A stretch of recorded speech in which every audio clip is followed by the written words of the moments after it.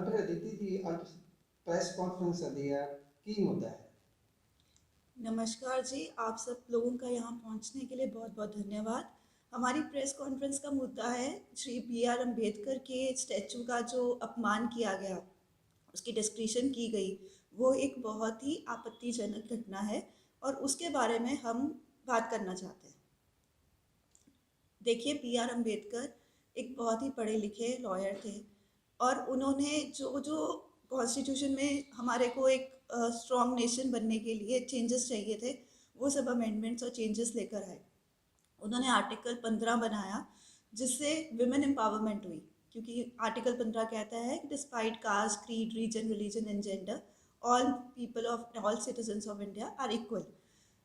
उस ऐसे इंसान के स्टैचू के साथ अगर हम उसके साथ तोड़ फोड़ कर रहे हैं या कोई किताब चला रहे हैं, तो ये बहुत ही आपत्तिजनक घटना है और सरकार को इस चीज़ की कॉग्निसेंस लेकर सख्त से सख्त सज़ा देनी चाहिए ऐसे लोगों को जो एक गलत धारणा पूरे समाज में फैला रहे हैं और समाज को बांटने की कोशिश कर रहे हैं।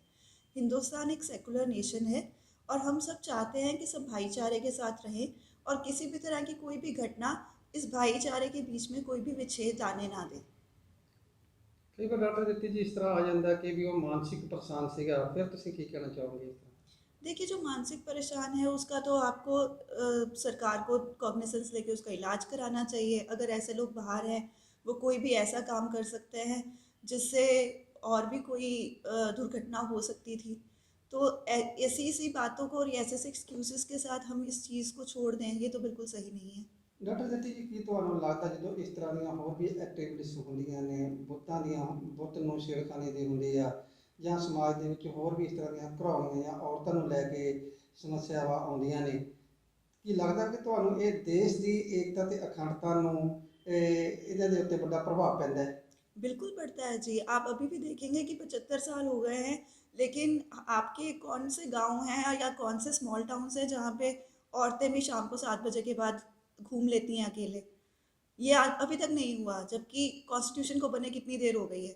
और इस टाइप की घटनाएं जब भी होती हैं तो एक विश्वास कि हम इंडिया नेशन के सिटीजन्स हैं, एक विश्वास कि अपने देश पे, अपनी पुलिस फोर्स पे, वो हट सा जाता है। तो मुझे लगता है कि ऐसी घटनाओं का पहले ही बहुत ध्यान रखना चाहिए और ऐसे स्टैच्यू डिस्क्रिप्शन तो बहुत ही आपत्तिजनक और बहुत ही आगे भी ऐसी और दुर्घटनाएं ना हो, इसके लिए प्रशासन को सख्त कदम उठाने चाहिए। डॉक्टर अदिति जी लगता भी ये politically motivated है to destroy the secular fabric of India constitution? देखिए, हो भी सकता है, हम इस चीज़ को नकार नहीं सकते, लेकिन कुछ भी हो, कुछ अगर पॉलिटिकली मोटिवेटेड भी है तो सब पॉलिटिशियंस को ये जानना चाहिए कि पहले देश आता है, बाद में पार्टी आती है। हम पहले नेशन फर्स्ट होना चाहिए और हम सब देश के लिए खड़े हैं। तो अगर देश में ही इस टाइप का कोई विच्छेद खड़ा हो जाएगा या कोई इस टाइप की कोई दुर्घटना हो रही है जिससे लोगों के बीच में एक गलत इमोशन आ रहा है, तो वो इस देश के लिए अच्छा नहीं है और जो देश के लिए अच्छा नहीं है वो किसी भी नेता को नहीं करना चाहिए। डॉक्टर साहब ਤੁਹਾਨੂੰ ਲੱਗਦਾ ਵੀ ਕਈ ਵਾਰ ਇਹ ਜੈਲਸੀ ਦਾ ਪਾर्ट भी हो सकता है?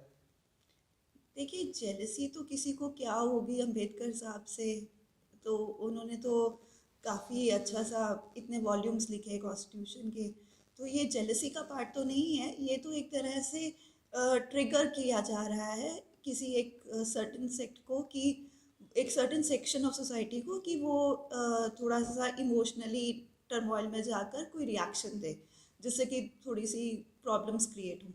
तो मैं तो सबको ये भी निवेदन करना चाहती हूँ कि धैर्य बनाए रखें और दिल में प्रेम और सद्भावना की भावना बनाकर रखें और देश में अपनी एकता के साथ ही रहें। ਕਈ ਵਾਰ ਇਸ ਤਰ੍ਹਾਂ ਲੱਗਦਾ ਕਿ ਮਤਲਬ ਜੇ ਇੱਦਾਂ ਦੀਆਂ ਕੋਈ ਪ੍ਰੋਬਲਮ ਆਉਂਦੀਆਂ ਨੇ ਜਾਂ ਉਹਨਾਂ ਦੇ ਮਨਾਂ ਦੇ ਵਿੱਚ ਕੋਈ ਰਿਜ਼ਰਵੇਸ਼ਨ ਲੈ ਕੇ ਚੀਜ਼ ਨੂੰ ਲੈ ਕੇ ਇੱਦਾਂ ਹੈ ਵੀ ਸੰਵਿਧਾਨ ਦੇ ਵਿੱਚ ਅਮੈਂਡਮੈਂਟ कर ਦਿੱਤੀਆਂ ਜਾਣ। देखिए, जो अंबेडकर साहब ने उस टाइम पे किया, वो उस टाइम की नीड ऑफ द आवर थी, वो उस टाइम की ज़रूरत थी। अगर किसी को लगता है कि अभी अमेंडमेंट्स चाहिए तो प्रशासन से बात कीजिए, नया सेंसस लीजिए और उसके अकॉर्डिंगली देखिए कि हमें क्या क्या अमेंडमेंट्स चाहिए। ये काम तो लॉजिकली और ब्यूरोक्रेसी के थ्रू होगा। इस टाइप से कोई मूर्तियाँ तोड़ने से या स्टेचू का हम अपमान करें, उससे तो होने नहीं वाला। तो उसका एक प्रॉपर चैनल होता है जिसके थ्रू हमें उस चीज़ को प्रोसीड करना चाहिए। ਡਾਕਟਰ ਜੀ ਦਿੱਗਜ ਨੇਤਾ ਨੇ ਕਿਹਾ, ਜਿਸ ਤਰ੍ਹਾਂ ਅਮਿਤ ਸ਼ਾਹ ਜੀ ਨੇ ਉਹਨਾਂ ਨੇ ਵੀ ਬਿਆਨ ਦਿੱਤਾ ਸੀਗਾ ਇਸ ਤਰ੍ਹਾਂ ਵੀ ਤੁਸੀਂ ਇਹਨਾਂ ਨਾਮ ਅੰਬੇਦਕਰ ਸਾਹਿਬ ਦਾ ਜਪਦੇ ਹੋ ਕਿ ਵਾਹਿਗੁਰੂ ਦਾ ਨਾਮ ਜਪੋ, ਪ੍ਰਮਾਤਮਾ ਦਾ ਨਾਮ जपो, ਇਹਨੂੰ ਕਿਵੇਂ देखते हो ਤੁਸੀਂ?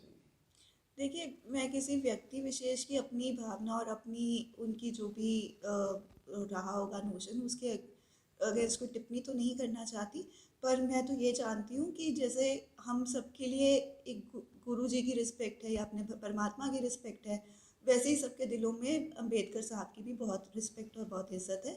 और जब भी उनकी रिस्पेक्ट पे कोई बात आती है तो हाँ लोग खड़े हो जाते हैं। ਅਖੀਰ ਦੇ ਵਿੱਚ ਪ੍ਰਸ਼ਾਸਨ ਤੋਂ ਇਸ ਪ੍ਰਤੀ ਕੀ ਮੰਗ ਕਰਦੇ ਹੋ?